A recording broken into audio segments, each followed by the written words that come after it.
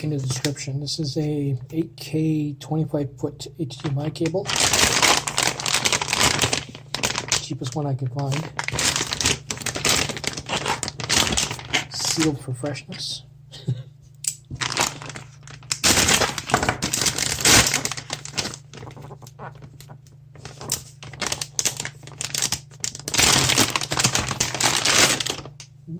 Not bad. Braided cable.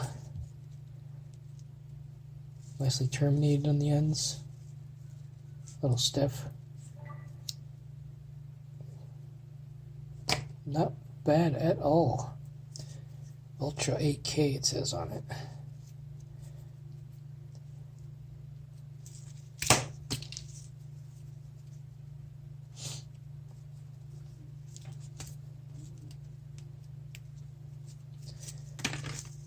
Yeah, for the price it's not bad.